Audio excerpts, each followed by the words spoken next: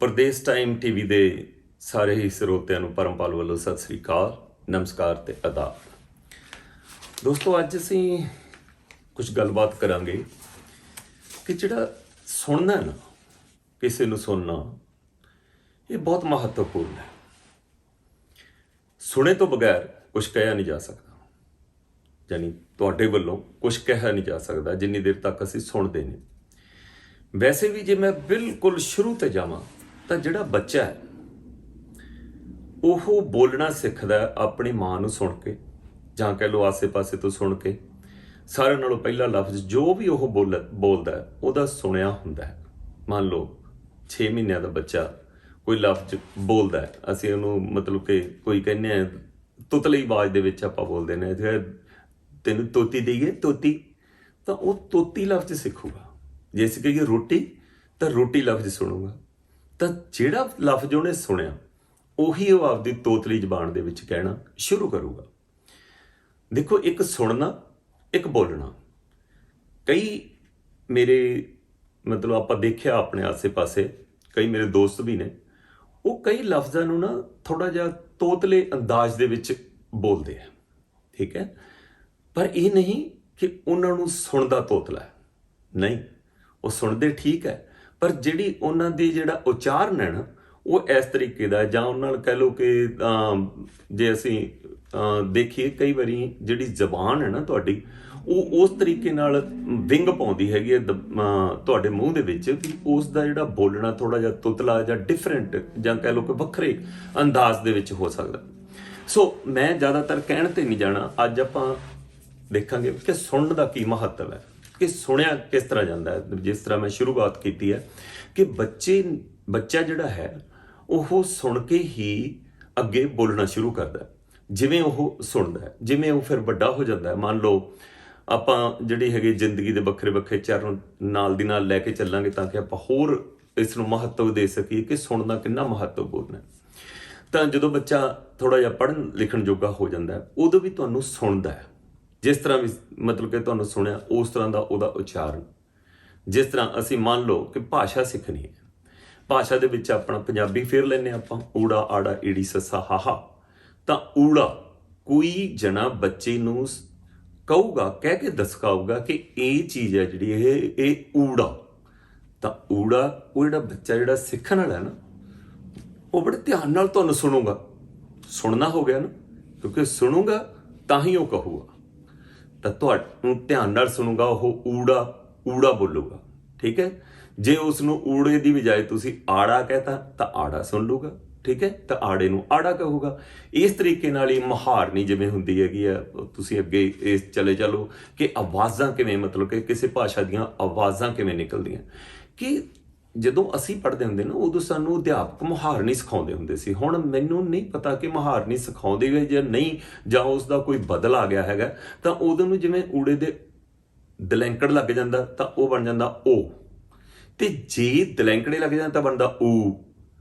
ਜਿਵੇਂ ਆੜੇ ਕੰਨਾਂ ਲੱਗ ਜਾਂਦਾ ਆੜਾ ਤਾਂ ਆੜਾ ਹੈ, ਜੇ ਆੜੇ ਦੇ ਕੰਨੇ ਲੱਗ ਜਾਂਦਾ ਤਾਂ ਉਹਨੂੰ ਕਹਿੰਦਾ ਆ, ਹੈ ਨਾ। ਇਸ ਤਰ੍ਹਾਂ ਊ ਆ। ਇਸ ਤਰ੍ਹਾਂ ਜਿਵੇਂ ਕਨੌੜਾ ਲੱਗ ਜਾਂਦਾ, ਅਸੀਂ ਕਹਿ ਦਿੰਦੇ ਹਾਂ, ਮੰਨ ਲਓ ਉਦਾਹਰਨ ਤੇ ਲੈ ਲਓ ਫੌਜ, ਠੀਕ ਹੈ ਜੀ। ਫੱਫੇ ਦੇ ਉੱਪਰ ਕਨੌੜਾ ਲੱਗਦਾ, ਫਿਰ ਜੱਜਾ ਪੈਂਦਾ, ਰਾਈਟ। ਤਾਂ ਜੇ ਅਸੀਂ ਇਕੱਲਾ ਹੋੜਾ ਲਾ ਦਈਏ ਤਾਂ ਉਹ ਬਣ ਜੂਗੀ ਫੌਜ, ਤੇ ਜੇ ਕਨੌੜਾ ਬਣ ਗਿਆ ਲੱਗਿਆ ਫੌਜ। ਤੇ ਇਹਦਾ ਮਤਲਬ ਕਨੌੜੇ ਦਾ ਤੇ ਹੋੜੇ ਦਾ ਸੁਣਨਾ ਸਾਨੂੰ ਕਿਸ ਤਰ੍ਹਾਂ ਦਾ ਲੱਗਦਾ ਹੈ। ਮੈਂ ਫਿਰ ਦੁਬਾਰਾ ਤੁਹਾਨੂੰ ਦੱਸਦਾ ਵੀ ਫੌਜ, ਫੱਫੇ, ਕਨੌੜਾ, ਜੱਜਾ। ਪਰ ਜੇ ਕਿਸੇ ਨੇ ਇਹ ਦੱਸਿਆ ਹੋਵੇ ਕਿ ਫੱਫੇ, ਕਨੌੜਾ, ਜੱਜਾ, ਫੌਜ, ਤੇ ਜੇ ਕਿਸੇ ਨੇ ਦੱਸਿਆ ਫੱਫੇ, ਕਨੌੜਾ, ਜੱਜਾ, ਫੌਜ, ਤਾਂ ਸਹੀ ਜਿਹੜਾ ਉਚਾਰਨ ਹੈ ਉਹ ਹੈ ਫੌਜ, ਕਿਉਂਕਿ ਕਨੌੜਾ ਫੌ ਦੀ ਆਵਾਜ਼ ਦਿੰਦੀ ਆ, ਔ ਦੀ ਆਵਾਜ਼ ਦਿੰਦੀ ਆ, ਓ ਦੀ ਨਹੀਂ ਦਿੰਦੀ, ਠੀਕ ਹੈ ਨਾ। ਸੋ ਇਹ ਮੇਰਾ ਮਤਲਬ ਸੁਣਨ ਤੋਂ ਭਾਵ ਹੈ ਕਿ ਜਿਸ ਤਰ੍ਹਾਂ ਦਾ ਸੁਣਿਆ ਜਾਂਦਾ ਉਸ ਤਰ੍ਹਾਂ ਦਾ ਹੀ ਬੋਲਿਆ ਜਾਂਦਾ। ਤੇ ਸੁਣਨਾ ਬਹੁਤ ਮਹੱਤਵਪੂਰਨ ਹੈ ਕਿ ਕੋਈ ਕਿਵੇਂ ਮਤਲਬ ਕਿਸ ਤਰ੍ਹਾਂ ਉਚਾਰਨ ਕਰਦਾ। ਹੁਣ ਦੇਖੋ, ਇੱਥੇ ਉਹ ਗੱਲ ਆ ਗਈ ਕਿ ਸਹੀ ਅਧਿਆਪਕ ਮਿਲ ਗਿਆ ਤਾਂ ਤੁਹਾਡਾ ਉਚਾਰਨ ਠੀਕ ਹੋ ਗਿਆ। ਜੇ ਕਿਸੇ ਹੋਰ ਪਾਸੇ ਦਾ ਮਿਲ ਗਿਆ, ਦੇਖੋ ਭਾਸ਼ਾ ਤਾਂ ਭਾਸ਼ਾ ਹੀ ਹੈ, ਉਚਾਰਨ ਜਿਹੜਾ ਹੈਗਾ ਉਹ ਥੋੜ੍ਹਾ ਬਹੁਤਾ ਇੱਧਰ ਉੱਧਰ ਕਹਿੰਦੇ ਹੁੰਦੇ ਆ ਕਿ 20 ਕੋਤ ਜਾ ਕੇ ਬੋਲੀ ਬਦਲ ਜਾਂਦੀ ਆ। ਉਹ ਜਿਹੜੀ ਬੋਲੀ ਬਦਲਦੀ ਹੈ ਨਾ, ਉਹ ਸਿਰਫ ਸੁਣਨ ਕਰਕੇ ਤੇ ਕਹਿਣ ਕਰਕੇ ਬਦਲਦੀ ਹੈ। ਅਸੀਂ ਕਹਿ ਹੀ ਦਿੰਦੇ ਹਾਂ ਨਾ ਆਮ ਤੌਰ ਉੱਤੇ, ਇਹ ਮਲਵਈ ਭਾਸ਼ਾ ਹੈ, ਇਹ ਮਾਝੇ ਦੀ ਭਾਸ਼ਾ ਹੈ, ਇਹ ਜਿਹੜੀ ਦੁਆਬੇ ਦੀ, ਗੱਲ ਉਹੀ ਹੈ, ਭਾਸ਼ਾ ਉਹੀ ਹੈ, ਸਭ ਕੁਝ ਉਹੀ ਹੈ, ਪਰ ਉਸ ਦਾ ਜਿਹੜਾ ਉਚਾਰਨ ਹੈ ਜਿਵੇਂ ਸੁਣਿਆ ਗਿਆ ਬੱਚਿਆਂ ਕੋਲੋਂ ਉਵੇਂ ਹੀ ਅੱਗੇ ਦੀ ਅੱਗੇ ਬੋਲਿਆ ਜਾਂਦਾ ਹੈ। ਸੋ ਸੁਣਨਾ ਜਿਹੜਾ ਹੈਗਾ ਉਹ ਬਹੁਤ ਮਹੱਤਵਪੂਰਨ ਹੈ।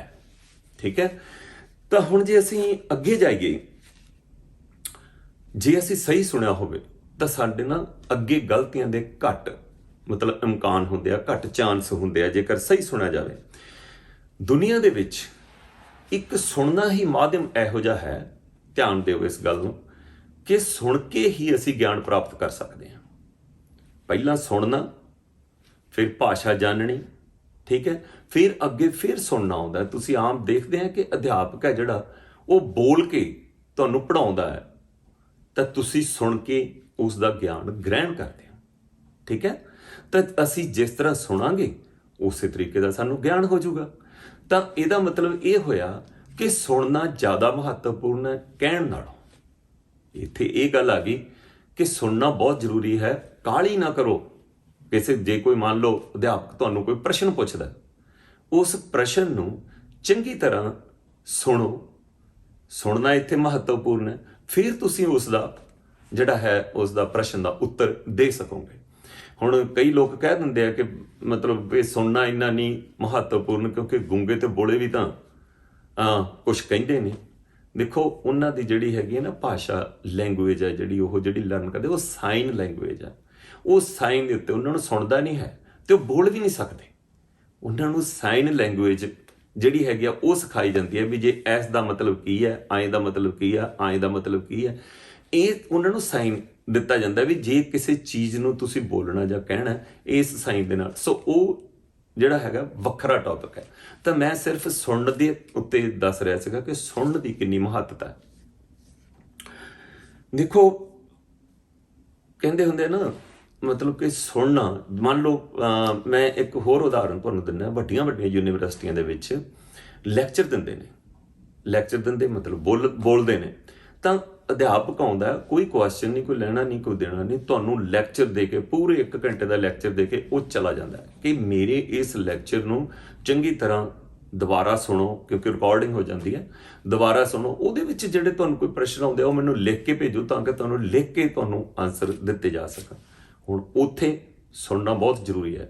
100-200 ਬੱਚਿਆਂ ਦੀ ਕਲਾਸ ਹੁੰਦੀ ਹੈ, ਇੱਕ ਗੈਲਰੀ ਦੇ ਵਿੱਚ ਬੈਠੇ ਹੁੰਦੇ ਆ, ਤਾਂ ਅਧਿਆਪਕ ਕਹਿ ਕੇ ਚਲਾ ਗਿਆ। ਹੁਣ ਉਹ ਜਦੋਂ ਕਹਿ ਰਿਹਾ ਤਾਂ ਅਸੀਂ ਸੁਣਦੇ ਨਹੀਂ, ਤਾਂ ਸਾਨੂੰ ਬਹੁਤ ਜ਼ਿਆਦਾ ਮਿਹਨਤ ਕਰਨੀ ਪਊ। ਜੇ ਅਸੀਂ ਨਾਲ ਦੀ ਨਾਲ ਸੁਣ ਰਹੇ ਹਾਂ ਤਾਂ ਅਸੀਂ ਉਹ ਗ੍ਰਹਿਣ ਕਰ ਰਹੇ ਹਾਂ, ਉਹ ਗਿਆਨ ਗ੍ਰਹਿਣ ਕਰ ਰਹੇ ਹਾਂ, ਤੇ ਸਾਡੀ ਆਦਤ ਵੀ ਬਣ ਜਾਂਦੀ ਹੈ ਸੁਣਨ ਦੀ।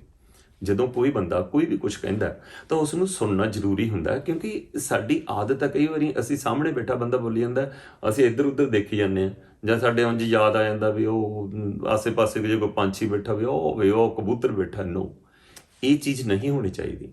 ਇਹ ਮੈਂ ਬੱਚਿਆਂ ਤੋਂ ਸ਼ੁਰੂ ਕੀਤਾ ਸੀਗਾ ਤਾਂ ਬੱਚਿਆਂ ਤੱਕ ਹੀ ਅੱਜ ਮੈਂ ਉਸ ਤੋਂ ਅੱਗੇ ਵੀ ਆਪਾਂ ਚੱਲਾਂਗੇ। ਤੇ ਬੱਚੇ ਕਾਲਜ ਸਕੂਲਾਂ 'ਚ ਜਦੋਂ ਵੀ ਪੜ੍ਹਦੇ ਆ ਤਾਂ ਸੁਣਨਾ ਉਹਨਾਂ ਦਾ ਮਾਧਿਅਮ ਹੈ ਗਿਆਨ ਵਧਾਉਣ ਦਾ। ਠੀਕ ਹੈ, ਉਸ ਤੋਂ ਬਾਅਦ ਕਹਿਣਾ ਆਉਂਦਾ। ਠੀਕ ਹੈ ਜੀ, ਕਹਿਣ ਤੇ ਆਪਾਂ ਫਿਰ ਕਿਸੇ ਦਿਨ ਬੋਲਾਂਗੇ, ਆਪਾਂ ਸੁਣਨ ਤੱਕ ਹੀ ਸੀਮਿਤ ਰਹਿੰਦੇ ਹਾਂ ਇਸ ਵਿਸ਼ੇ ਤੇ।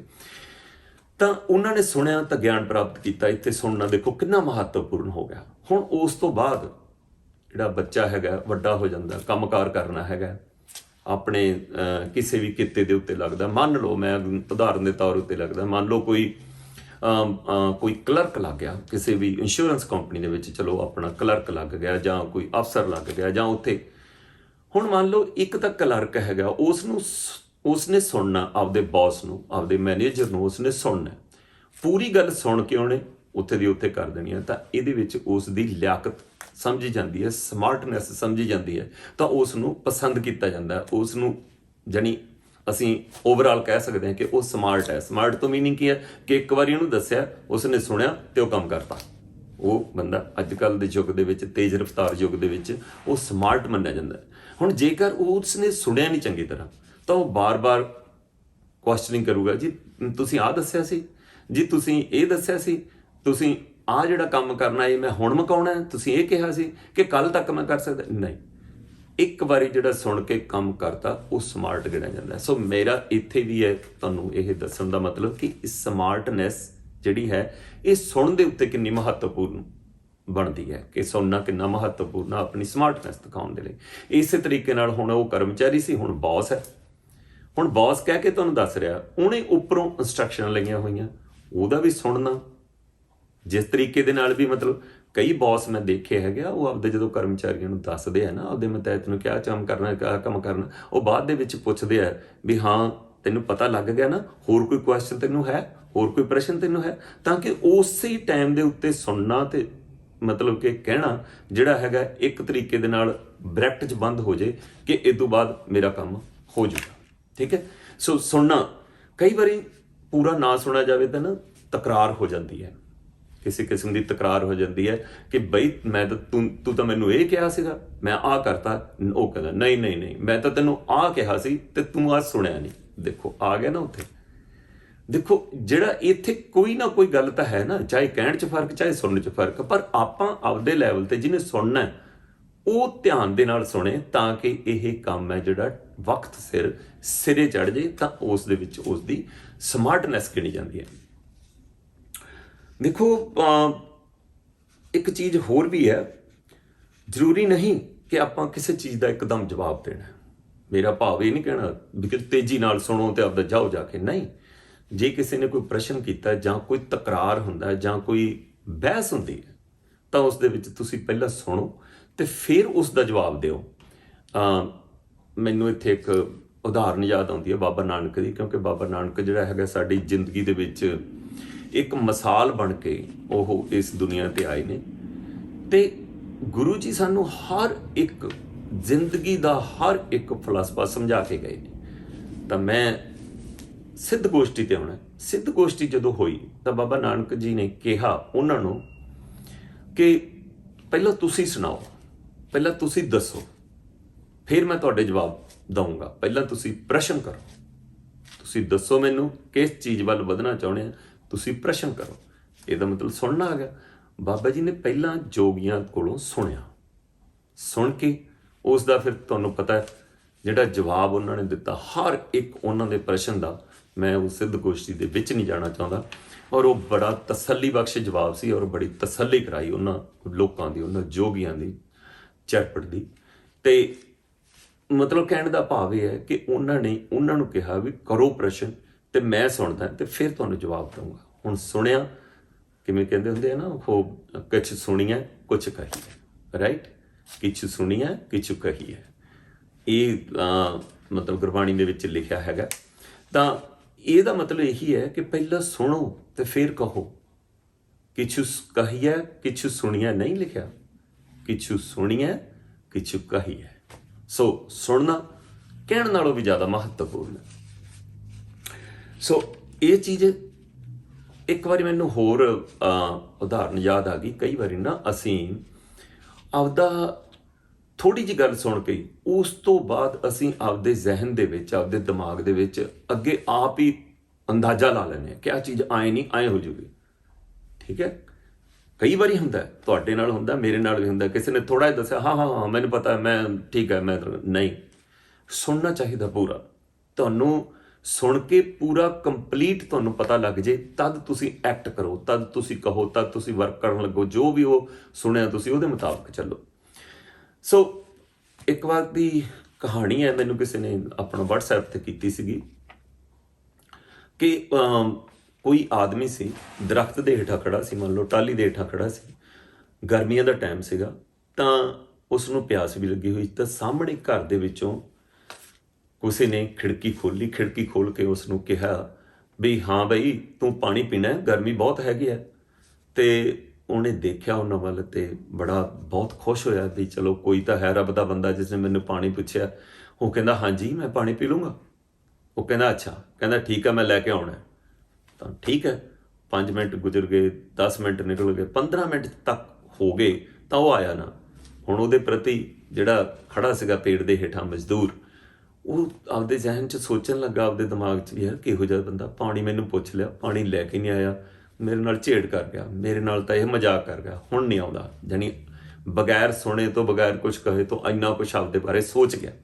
ਤਾਂ ਕੁਛ ਮਿੰਟਾਂ ਬਾਅਦ, ਹੋਰ 15 ਕੁ ਮਿੰਟਾਂ ਬਾਅਦ, ਉਹ ਇੱਕ ਜੱਗ ਤੇ ਗਲਾਸ ਲੈ ਕੇ ਤੇ ਉਹਦੇ ਕੋਲ ਆ ਗਿਆ ਮਜ਼ਦੂਰ ਦੇ। ਉਹ ਕਹਿੰਦਾ ਲੈ ਬਈ ਪਾਣੀ ਪੀ। ਉਹ ਕਹਿੰਦਾ ਚੱਲ ਸ਼ੁਕਰ ਆ ਪਾਣੀ ਤਾਂ ਲੈ ਆ। ਉਹ ਕਹਿੰਦਾ ਵੀ ਮੈਂ ਪਾਣੀ ਨਹੀਂ ਤੈਨੂੰ, ਉਹ ਕਹਿੰਦਾ ਵੀ ਇੰਨੀ ਦੇਰ ਕਿਉਂ ਲਾਤੀ? ਮਜ਼ਦੂਰ ਕਹਿੰਦਾ, ਉਹ ਕਹਿੰਦਾ ਯਾਰ ਮੈਂ ਸੋਚਿਆ ਵੀ ਗਰਮੀ ਜ਼ਿਆਦਾ ਹੈਗੀ ਹੈ ਤੇ ਪਾਣੀ ਇਕੱਲਾ ਕੀ ਆਊਗਾ, ਮੈਂ ਤੇਰੇ ਲਈ ਸਕੰਜਵੀ ਬਣਾ ਲੈਣਾ, ਨਿੰਬੂ ਨੁੰਬੂ ਪਾ ਕੇ ਤੇ ਹੋਰ ਪਾ ਕੇ ਲੈ ਕੇ ਆਇਆ। ਮੈਂ ਕਹਿੰਦਾ ਮਤਲਬ ਕਿ ਤੈਨੂੰ ਦਿੰਦਾ ਮੈਂ। ਉਹਨੇ ਗਲਾਸ 'ਚ ਪਾਇਆ ਸਕੰਜਵੀ, ਉਸ ਨੂੰ ਮਜ਼ਦੂਰ ਨੂੰ ਦਿੱਤੀ। ਮਜ਼ਦੂਰ ਨੇ ਜਦੋਂ ਪਹਿਲਾ ਘੁੱਟ ਭਰਿਆ ਤਾਂ ਉਹਨੇ ਦੇਖਿਆ ਵੀ ਬੜਾ ਮਿੱਠਾ ਨਹੀਂ ਉਹਨੂੰ ਲੱਗਿਆ, ਹੈ ਨਾ, ਉਹਦੇ ਵਿੱਚ ਮਿੱਠਾ ਨਹੀਂ ਸੀ ਪਾਇਆ। ਇਦੋਂ ਪਹਿਲਾਂ ਕਿ ਕੁਛ ਕਵੇ, ਬੜਾ ਕੁਛ ਉਹਦੇ ਬਾਰੇ ਸੋਚਿਆ। ਕਹਿੰਦਾ ਪਾਣੀ ਤਾਂ ਚੱਲ ਕੋਈ ਨਹੀਂ ਮੰਗਿਆ ਸੀਗਾ, ਸਕੰਜਵੀ ਵੀ ਲੈਂਦੀ ਆ, ਕੋਈ ਸਕੰਜਵੀ ਆ, ਮਿੱਠਾ ਤਾਂ ਵਿੱਚ ਪਾਇਆ ਨਹੀਂ, ਬੜਾ ਕੰਜੂਸ ਬੰਦਾ ਹੋਊਗਾ। ਇਹੋ ਜਿਹੀ ਗੱਲ ਸੋਚਣ ਲੱਗ ਗਿਆ। ਪੁੱਛਿਆ ਹੈ ਨਹੀਂ, ਸੁਣਿਆ ਹੈ ਨਹੀਂ ਕੁਛ ਵੀ ਗੱਲ। ਉਹ ਫਿਰ ਕਹਿੰਦਾ ਮਜ਼ਦੂਰ ਕਹਿੰਦਾ ਵੀ ਮਿੱਠਾ ਤੁਸੀਂ ਪਾਇਆ ਨਹੀਂ ਇਹਦੇ ਵਿੱਚ, ਹੈ ਨਾ, ਕਿਉਂਕਿ ਮਜ਼ਦੂਰ ਸੀਗਾ ਵਿਚਾਰਾ ਤੇ ਮਤਲਬ ਹਲੀਮੀ ਨਾਲ ਬੋਲਦਾ ਸੀ। ਤਾਂ ਕਹਿੰਦਾ ਪਾਇਆ ਨਹੀਂ। ਉਹ ਕਹਿੰਦਾ ਨਹੀਂ ਨਹੀਂ ਸੱਚ, ਮੈਂ ਕਿਹਾ ਵੀ ਪਤਾ ਨਹੀਂ ਤੁਸੀਂ ਲੂਣ ਪਾਓਗੇ ਜਾਂ ਆਪਣਾ ਮਿੱਠਾ ਪਾਓਗੇ, ਤਾਂ ਮੈਂ ਦੋਨੇ ਚੀਜ਼ਾਂ ਹੀ ਲੈ ਕੇ ਆਇਆ, ਲੂਣ ਵੀ ਲੈ ਕੇ ਆਇਆ, ਮੈਂ ਵੀ ਤੁਸੀਂ ਕਿੰਨਾ ਪਾਓ? ਉਹ ਕਹਿੰਦਾ ਜੀ ਮੈਂ ਥੋੜਾ ਲੂਣ ਪਾਊਂਗਾ, ਮਿੱਠਾ ਹੀ ਪਾਊਂ। ਉਹ ਬੜਾ ਸੋਚਣ ਲੱਗਾ ਵੀ ਯਾਰ ਤਾਂ ਉਸ ਤੋਂ ਵੀ ਵਧੀਆ ਬੰਦਾ ਹੈਗਾ, ਹੈ ਨਾ, ਵੀ ਕਿਸੇ ਮਤਲਬ। ਬਾਅਦ ਦੇ ਵਿੱਚ ਕਹਿੰਦਾ ਇਹ ਕਾਲੀ ਮਿਰਚ ਨਹੀਂ ਇਹਨੇ ਪਾਈ, ਇਹ ਚੱਲ ਕਹਿੰਦਾ ਹੋ ਸਕਦਾ ਕਿ ਇਹ ਇੱਦਾਂ ਹੀ ਪੀਂਦੇ ਹੋਣਗੇ ਕਰਦੇ ਕਰਾਉਂਦੇ। ਫਿਰ ਉਹ ਮਜ਼ਦੂਰ ਕਹਿੰਦਾ ਤੁਸੀਂ ਕਾਲੀਆਂ ਮਿਰਚਾਂ ਨਹੀਂ ਪਾਉਂਦੇ ਹੁੰਦੇ? ਕਹਿੰਦੇ ਪਾਈ ਹੈ। ਮੈਂ ਕਿਹਾ ਵੀ ਚੱਲ ਤੈਨੂੰ ਜ਼ਰੂਰਤ ਹੈ ਜਾਂ ਨਹੀਂ, ਆਹ ਚੱਕ ਕਾਲੀ ਮਿਰਚੀ। ਫਿਰ ਉਸ ਦਾ ਜਿੰਨੀ ਦੇਰ ਸੁਣਿਆ ਨਹੀਂ ਸੀ, ਫਿਰ ਉਸ ਦਾ ਮਤਲਬ ਜਿਹੜਾ ਅਸੀਂ ਆਪ ਸੋਚ ਲੈਂਦੇ ਹਾਂ ਨਾ ਬਗੈਰ ਕਹੇ ਤੋਂ, ਹੈ ਨਾ, ਇਹ ਵੀ ਕਈ ਵਾਰੀ ਬਹੁਤ ਮਾੜਾ ਸਿੱਧ ਹੁੰਦਾ ਹੈ। ਇਹਦੇ ਨਾਲ ਤਕਰਾਰ ਹੋਰ ਵੱਧਦਾ ਹੈ। ਜਿੰਨਾ ਘਟਾਇਆ ਜਾਵੇ ਤਕਰਾਰ ਓਨਾ ਚੰਗੀ ਗੱਲ ਹੈ, ਜਿੰਨਾ ਸੁਣ ਕੇ ਗੱਲ ਕੀਤੀ ਜਾਵੇ। ਇਸ ਦੇ ਵਿੱਚ ਬਹਿਸ ਵਾਲੀ ਕੋਈ ਗੱਲ ਨਹੀਂ ਸੀ। ਦੇਖੋ ਕਈ ਗੱਲਾਂ ਨੇ ਇਹਦੇ 'ਚ ਸਕੰਜਵੀ ਪਿਆਉਣ ਵਾਲੀਆਂ ਨੇ, ਇਹ 'ਚ ਬਹਿਸ ਵਾਲੀ ਕੋਈ ਗੱਲ ਨਹੀਂ। ਪਰ ਅਸੀਂ ਜਾਨੀ ਉਸ ਮਜ਼ਦੂਰ ਵਾਂਗੂ ਅਸੀਂ ਉਸ ਬੰਦੇ ਦੇ ਪ੍ਰਤੀ ਜਿਹੜਾ ਚੰਗੀ ਨੀਤ ਦੇ ਨਾਲ ਪਾਣੀ ਲੈ ਕੇ ਆਇਆ, ਅਸੀਂ ਕਈ ਕੁਛ ਸੋਚ ਲਿਆ। ਸੋ ਇਸ ਕਰਕੇ ਜ਼ਰੂਰੀ ਨਹੀਂ ਕਿ ਜਿਹੜਾ ਸੁਣਨਾ ਉਹਦਾ ਇੱਕਦਮ ਜਵਾਬ ਦੇਣਾ। ਜੇ ਇਹੋ ਜਿਹਾ ਸਮਾਂ ਆਉਂਦਾ ਕਿ ਤੁਹਾਨੂੰ ਜਵਾਬ ਦੇਣਾ ਪੈ ਜਾਂਦਾ, ਕੁਝ ਕਹਿਣਾ ਪੈ ਜਾਂਦਾ, ਤਾਂ ਜ਼ਰੂਰੀ ਨਹੀਂ ਕਿ ਉਸੇ ਟਾਈਮ ਹੀ ਤੁਸੀਂ ਜਵਾਬ ਦੇਣਾ। ਹਾਂ, ਥੋੜ੍ਹਾ ਜਿਹਾ ਸੋਚ ਕੇ ਕੀ ਉਹ ਕਿਹਾ, ਧਿਆਨ ਨਾਲ ਸੁਣ ਕੇ ਦੋਨਾਂ ਕੰਨਾਂ ਨਾਲ ਫਿਰ ਜਵਾਬ ਦਿਓ, ਤਾਂ ਉਸ ਦੇ ਵਿੱਚ ਵੀ ਤੁਹਾਡੀ ਸਮਾਰਟਨੈਸ ਹੋਊਗੀ। ਤੁਹਾਨੂੰ ਚੰਗਾ ਮਤਲਬ ਜਾਣਿਆ ਜਾਊਗਾ, ਤੁਹਾਨੂੰ ਚੰਗਾ ਕਿਹਾ ਜਾਊਗਾ ਕਿ ਇਹ ਬੰਦਾ ਬਹੁਤ ਵਧੀਆ। ਸੋ ਇੱਕ ਵਾਰ ਮੈਨੂੰ ਗੱਲ ਇੱਕ ਹੋਰ ਯਾਦ ਆ ਗਈ। ਇੱਕ ਵਾਰੀ ਰਾਹਤ ਅੰਦੌਰੀ ਸਾਹਿਬ, ਰਾਹਤ ਅੰਦੌਰੀ ਨੂੰ ਤੁਸੀਂ ਜਾਣਦੇ ਹੋਵੋਗੇ, ਉਰਦੂ ਦੇ ਕਾਫੀ ਅੱਛੇ ਸ਼ਾਇਰ ਰਹੇ ਹੈ ਉਹ। ਤੇ ਉਹ ਰਾਹਤ ਅੰਦੌਰੀ ਸਾਹਿਬ, ਇਹਦੇ ਵਿੱਚ ਵੀ ਕੁਛ ਇੱਦਾਂ ਦੀ ਉਦਾਹਰਨ ਹੈਗੀ ਆ। ਉਹਨਾਂ ਨੂੰ ਪੁਲਿਸ ਵਾਲਿਆਂ ਨੇ ਬੁਲਾ ਲਿਆ ਕਿਉਂਕਿ ਉਹਨਾਂ ਦਾ ਲਿਖਣਾ ਕੁਛ ਇਨਕਲਾਬੀ ਟਾਈਪ ਸੀਗਾ, ਮਤਲਬ ਸਮਾਜਿਕ ਜਿਹੜੀਆਂ ਬੁਰਾਈਆਂ ਉੱਤੇ ਬੜਾ ਉਹ ਚੋਟ ਮਾਰਦੇ ਹੁੰਦੇ ਸੀ ਆਪਣੇ ਸ਼ਾਇਰਾਨਾ ਅੰਦਾਜ਼ ਦੇ ਵਿੱਚ। ਤਾਂ ਪੁਲਿਸ ਵਾਲਿਆਂ ਨੇ ਬੁਲਾ ਲਿਆ। ਕਦੇ ਕੋਈ ਸ਼ੇਰ ਇੱਦਾਂ ਦਾ ਲਿਖਤਾ ਹੋਊਗਾ, ਪੁਲਿਸ ਵਾਲੇ ਕਹਿੰਦੇ ਰਾਹਤ ਸਾਹਿਬ, ਕਹਿੰਦੇ ਤੁਸੀਂ ਪੁਲਿਸ ਨੂੰ ਚੋਰ ਕਹਿੰਦੇ ਹੋ? ਉਹ ਕਹਿੰਦਾ ਜੀ ਨਹੀਂ, ਮੈਂ ਤਾਂ ਪੁਲਿਸ ਨੂੰ ਚੋਰ ਨਹੀਂ ਕਿਹਾ। ਤੇ ਉਹ ਕਹਿਣ ਲੱਗੇ, ਕਹਿੰਦੇ ਜੀ ਆਹ ਦੇਖੋ, ਆਹ ਤੁਸੀਂ ਸ਼ੇਰ ਕਿਹਾ, ਇਹਦੇ ਵਿੱਚ ਪੁਲਿਸ ਨੂੰ ਚੋਰ ਕਿਹਾ। ਉਹ ਕਹਿੰਦਾ ਦੇਖੋ, ਹੁਣ ਪੁਲਿਸ ਤਾਂ ਸਾਰੀ ਦੁਨੀਆ ਦੀ ਹੈ, ਅਲੱਗ-ਅਲੱਗ ਦੇਸ਼ ਦੀ ਹੈ, ਅਲੱਗ-ਅਲੱਗ ਤਰ੍ਹਾਂ ਦੀ ਪੁਲਿਸ ਹੈ। ਕਿਤੇ ਯੂਨੀਵਰਸਿਟੀ ਦੀ ਪੁਲਿਸ, ਕਿਸੇ ਸਿਟੀ ਦੀ ਪੁਲਿਸ, ਕੋਈ ਪੁਲਿਸ ਹਾਈਵੇ ਦੀ ਹੈ, ਕੋਈ ਕਿਤੇ। ਮੈਂ ਇਹਦੇ ਵਿੱਚ ਇਹ ਤਾਂ ਨਹੀਂ ਲਿਖਿਆ ਕਿ ਕਿਹੜੀ ਪੁਲਿਸ ਚੋਰ ਹੈ ਤੇ ਤੁਸੀਂ ਮੈਨੂੰ ਐਵੇਂ ਬੁਲਾ ਕੇ ਬਹਿ ਗਏ, ਹੈ ਨਾ। ਇਹ ਹਿੰਦੁਸਤਾਨ ਦੀ ਮਤਲਬ ਕਿ ਗੱਲ ਹੈ।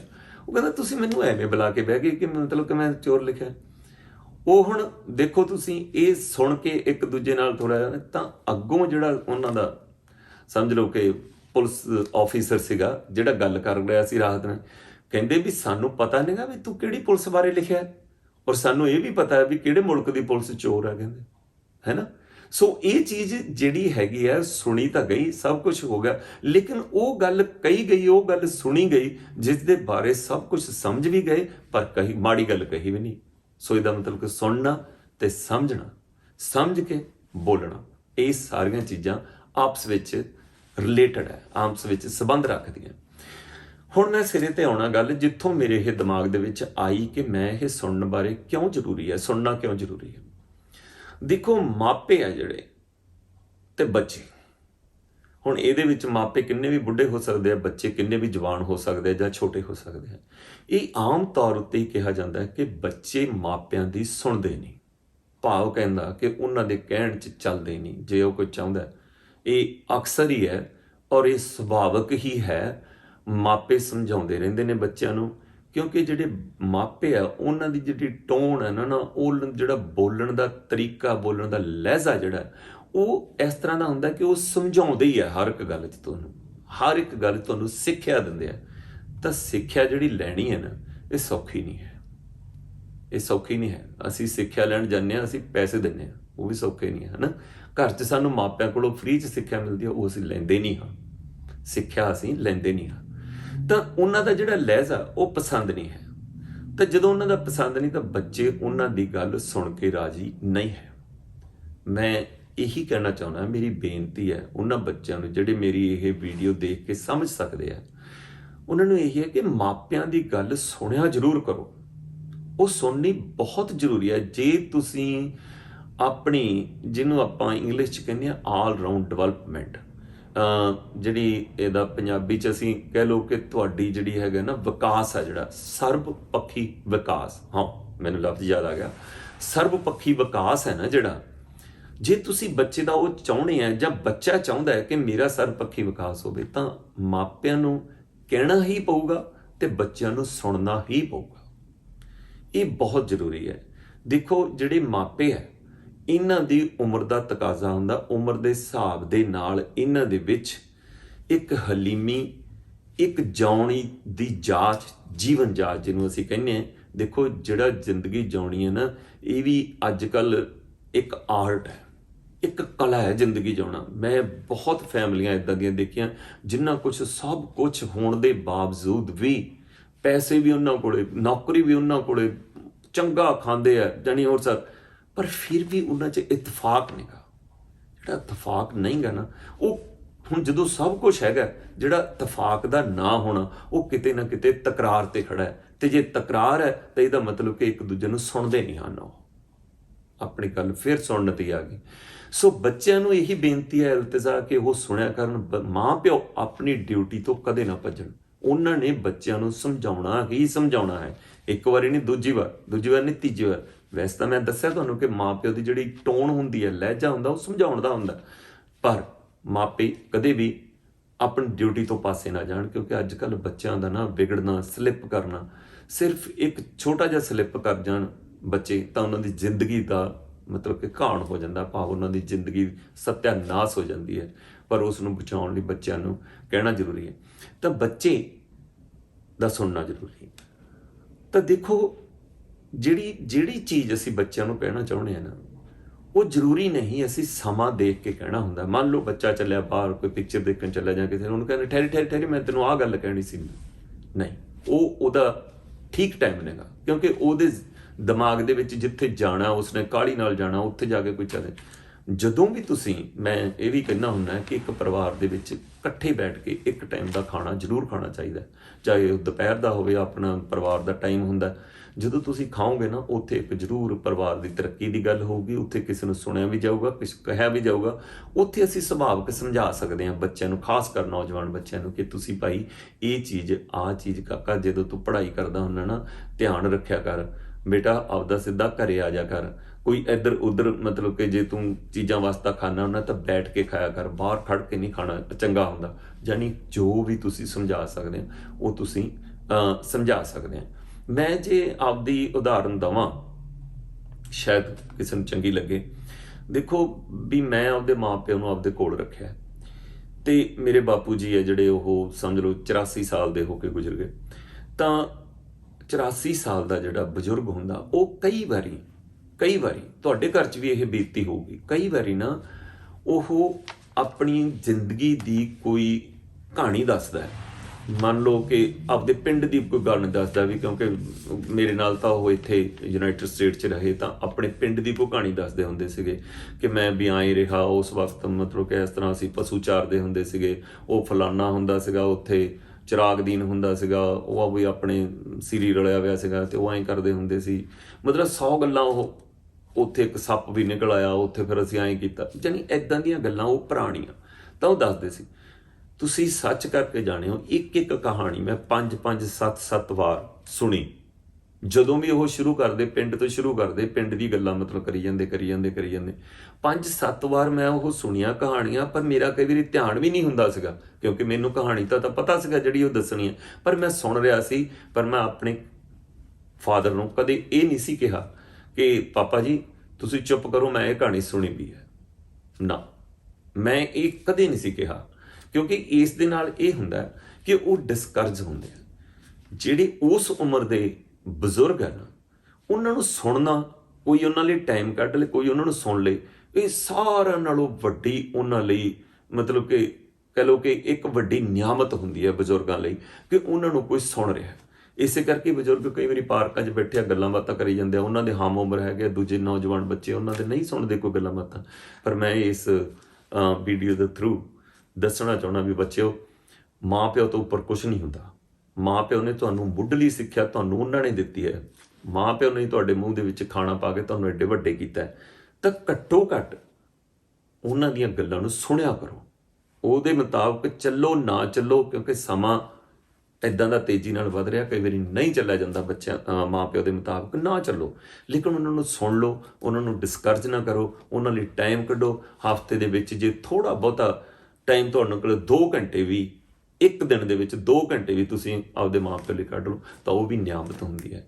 ਸੋ ਜ਼ਿਆਦਾ ਨਾ ਕਹਿੰਦਾ ਹੋਇਆ, ਤੁਸੀਂ ਸਾਰੇ ਸਿਆਣੇ ਹੋ, ਲੇਕਿਨ ਬੱਚਿਆਂ ਨੂੰ ਜ਼ਰੂਰ ਥੋੜ੍ਹਾ ਬਹੁਤਾ, ਕਿਉਂਕਿ ਬੱਚਿਆਂ ਨੂੰ ਨਾ ਅਸੀਂ ਬਾਰ-ਬਾਰ ਥੋੜ੍ਹਾ ਬਹੁਤਾ ਯਾਦ ਕਰਾਉਂਦੇ ਰਹਿੰਦੇ ਹਾਂ ਕਿ ਉਹਨਾਂ ਦਾ ਕੀ ਕਰਤੱਵ ਹੈ ਮਾਂ ਪਿਓ ਦੇ ਪ੍ਰਤੀ।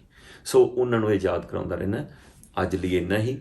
ਅਗਲੀ ਆਪਾਂ ਜੇ ਮੈਨੂੰ ਟਾਈਮ ਮਿਲਿਆ ਜਲਦੀ, ਮੈਂ ਕਹਿਣ ਦੇ ਉੱਤੇ ਵੀ ਕੁਝ ਕਹੂੰਗਾ। ਇਹ ਆਪਾਂ ਅੱਜ ਸੁਣਨ 'ਤੇ ਕੀਤਾ ਸੀ, ਲੇਕਿਨ ਕਿਸੇ ਨੂੰ ਕਹਿਣਾ ਕਿਸ ਤਰੀਕੇ ਦੇ ਨਾਲ ਕਹਿਣਾ, ਉਹ ਵੀ ਆਪਾਂ ਅੱਗੇ ਚੱਲ ਕੇ ਇੱਕ ਛੋਟਾ ਜਿਹਾ ਪ੍ਰੋਗਰਾਮ ਤੁਹਾਡੇ ਲਈ ਕਰਾਂਗੇ। ਅਤੇ ਪਰਮਪਾਲ ਵੱਲੋਂ ਇੱਥੇ ਅਸੀਂ ਸਮਾਪਤੀ ਕਰਦੇ ਹਾਂ। ਪਰਮਪਾਲ ਵੱਲੋਂ ਸਾਰਿਆਂ ਨੂੰ ਸਤਿ ਸ੍ਰੀ ਅਕਾਲ।